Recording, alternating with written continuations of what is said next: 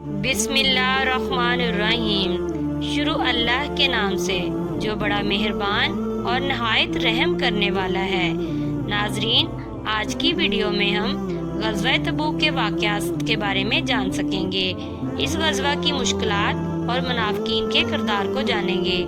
اس غزوہ میں نبی کریم صلی اللہ علیہ وآلہ وسلم اور صحابہ کرام رضی اللہ تعالیٰ عنہ، بالخصوص حضرت ابوبکر صدیق رضی اللہ تعالیٰ عنہ کی قربانیوں اور اس کے نتیجے میں اللہ تعالیٰ کی مدد سے آگاہ ہو سکیں گے۔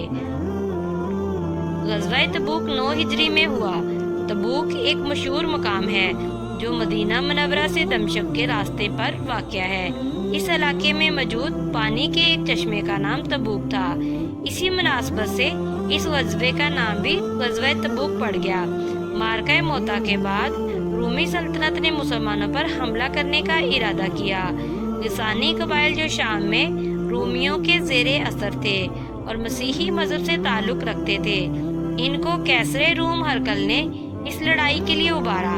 شام کے تاجروں نے مدینہ منورہ میں یہ خبر دے دی کہ رومیوں نے شام میں مسلمانوں کے مقابلے کے لیے ایک بہت بڑا لشکر تیار کیا ہے جس کو ہرقل کی حمایت حاصل ہے۔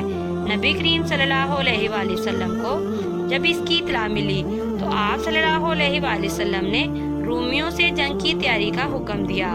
یہ سخت تنگی، قحط سالی اور شدید گرمی کے دن تھے۔ پھلوں کے پکنے کا موسم تھا جس کی وجہ سے گھروں سے نکلنا بہت دشوار تھا۔ ان تمام ناسازگار حالات کے باوجود جب نبی کریم صلی اللہ علیہ وآلہ وسلم نے غزوہ تبوک کا اعلان فرمایا تو صحابہ کرام رضی اللہ تعالیٰ عنہ نے بڑے جوش و خروش سے تیاری شروع کر دی۔ آپ صلی اللہ علیہ وآلہ وسلم نے اس مہم میں ہر شخص کی شرکت لازمی قرار دے دی جو صحت مند ہو اور اس کے پاس سواری کا جانور موجود ہو۔ نبی کریم صلی اللہ علیہ وآلہ وسلم نے غزوہ تبوک کی تیاری کے لیے مال و اسباب اکٹھے کرنے شروع کر دیے۔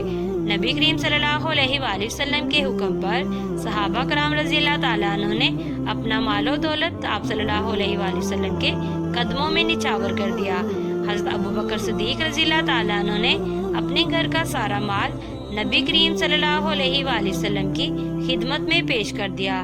رسول اللہ صلی اللہ علیہ وآلہ وسلم نے ان سے دریافت فرمایا، تم نے اپنے گھر والوں کے لیے کیا چھوڑا؟ سیدنا ابوبکر صدیق رضی اللہ تعالیٰ عنہ نے عرض کیا، میں ان کے لیے اللہ اور اس کے رسول صلی اللہ علیہ وآلہ وسلم کی محبت اور الفت کو چھوڑ آیا ہوں۔ اس موقع پر حضرت عمر فاروق رضی اللہ تعالیٰ عنہ نے اپنے گھر کا آدھا مال نبی کریم صلی اللہ علیہ وآلہ وسلم کی خدمت میں پیش کیا۔ حضرت عثمان غنی رضی اللہ تعالیٰ عنہ لشکر تبوک کی تیاری کے لیے 100 گھوڑے، 900 اونٹ اور 1000 دینار لے کر حاضر خدمت ہوئے۔ آپ رضی اللہ تعالیٰ عنہ نے 1/3 لشکر کو ساز و سامان مہیا کیا۔ حضرت عبد الرحمن بن عوف رضی اللہ تعالیٰ عنہ نے 4000 درہم، سیدنا عاصم بن عدی رضی اللہ تعالیٰ عنہ نے 90 وسق 13 ٹن یعنی کہ 500 کلو گرام کھجوریں پیش کی، اور حضرت ابو عقیل رضی اللہ تعالیٰ عنہ نے رات بھر مزدوری کر کے نصف صاف کھجوریں کما کر نبی کریم صلی اللہ علیہ وآلہ وسلم کی خدمت میں پیش کی۔ صحابہ کرام رضی اللہ تعالیٰ عنہ کے ساتھ ساتھ صحابیات رضی اللہ تعالیٰ عنہ نے بھی اپنے اموال رسول اللہ صلی اللہ علیہ وآلہ وسلم کی خدمت میں پیش کیے۔ سیدہ ام سنان سلیمہ رضی اللہ تعالیٰ عنہ بیان کرتی ہیں کہ میں نے سیدہ عائشہ رضی اللہ تعالیٰ عنہ کے حجرے میں رسول اللہ صلی اللہ علیہ وآلہ وسلم کے سامنے ایک چادر بچھی ہوئی دیکھی جس میں مسلمان خواتین اپنے ہار، چوڑیاں، انگوٹھیاں، جھمکے اور دیگر زیورات اور کپڑے ڈال رہی تھی۔ نبی کریم صلی اللہ علیہ وآلہ وسلم نے غزوہ تبوک کے موقع پر حضرت علی رضی اللہ تعالیٰ عنہ کو مدینہ منورہ میں اہل بیت کی حفاظت، گھریلو اور دیگر امور کی انجام دہی پر مأمور فرمایا۔ نبی کریم صلی اللہ علیہ وآلہ وسلم نے سواریوں کی کمی کی وجہ سے بعض صحابہ کرام رضی اللہ تعالیٰ عنہ کو مدینہ منورہ ہی میں ٹھہرنے کا حکم دیا، تو ان صحابہ رضی اللہ تعالیٰ عنہ کے خلوص، جذبہ ایمانی اور جہاد کے شوق کی وجہ سے ان کی آنکھوں سے آنسو نکل پڑے۔ غزوہ تبوک کی سفر کی تیاری زور و شور سے جاری تھی۔ زیادہ سفر اور سواریوں کا بندوبست کیا جا رہا تھا، لیکن منافقین کا ٹولہ طرح طرح کی سازشوں میں مصروف تھا۔ منافقین کے لیڈر جد بن قیس اور عبداللہ بن ابی جہاد کے لیے نکلنے پر قطعاً راضی نہ تھے۔ وہ اپنی جماعت سمیت مسلمانوں کے حوصلے پست کرنے اور رومیوں سے خوف زدہ کرنے میں مشغول تھے۔ جب نبی کریم صلی اللہ علیہ وآلہ وسلم اسلامی لشکر لے کر تبوک کی طرف روانہ ہوئے تو منافقین کا سردار عبداللہ بن ابی سنیتا الوداع کے پاس صحاب نامی مقام پر اپنے ساتھیوں سمیت یہ کہہ کر واپس لوٹ گیا کہ اتنے گرم موسم میں حالات کی تنگی کے باوجود مسلمان رومیوں سے جنگ لڑنے جا رہے ہیں۔ رومی بہت طاقتور ہیں، ان کا مقابلہ کرنا کسی کے بس کی بات نہیں۔ اس طرح اللہ تعالیٰ نے مسلمانوں کے سامنے منافقوں کی حالت عیاں کر دی اور وہ بے نقاب ہو گئے۔ نبی کریم صلی اللہ علیہ وآلہ وسلم کی قیادت میں 30,000 صحابہ کرام رضی اللہ تعالیٰ عنہ کا لشکر شام کی طرف روانہ ہوا۔ سفر کے دوران مسلمانوں کو 3 طرح کی مشکلات کا سامنا تھا۔ سواریاں کم تھیں اور زیادہ راہ بہت تھوڑا تھا اور پانی کی شدید قلت تھی۔ ایک اونٹ پر صحابہ کرام رضی اللہ تعالیٰ عنہ باری باری سواری کرتے تھے۔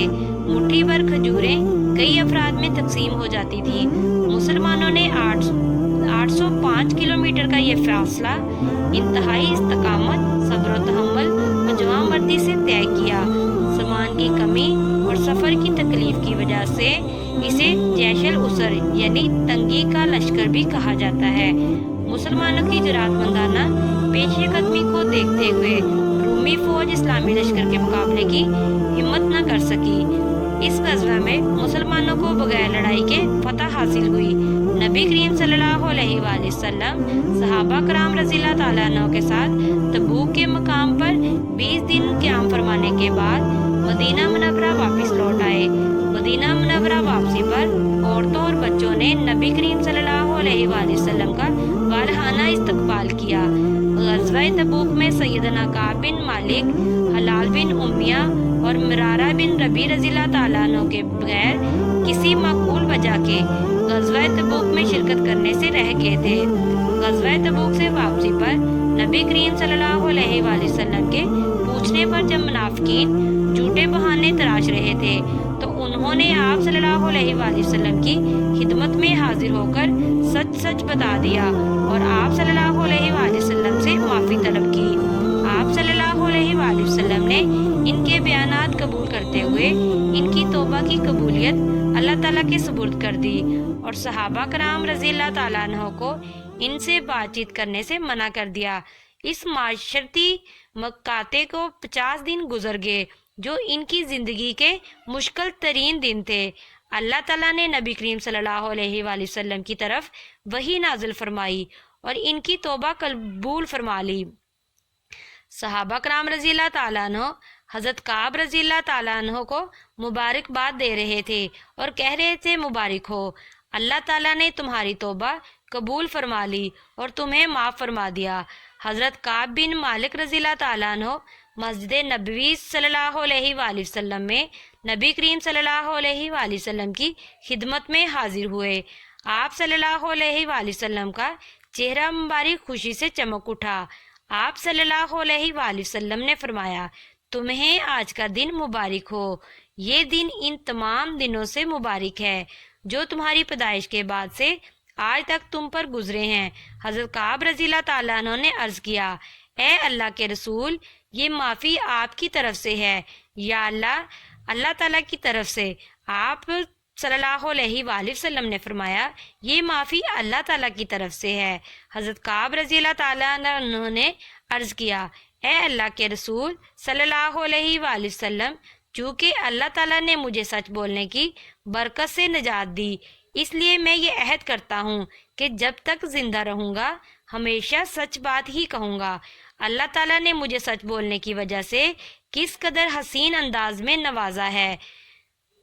امید ہے کہ آج کی ویڈیو آپ کو پسند آئی ہوگی، تو ویڈیو کو لائک اور شیئر ضرور کریں اور بیل آئیکن کا بٹن ضرور دبائیں تاکہ ہر نئی آنے والی ویڈیو کا نوٹیفیکیشن آپ کو مل سکے۔ جزاک اللہ۔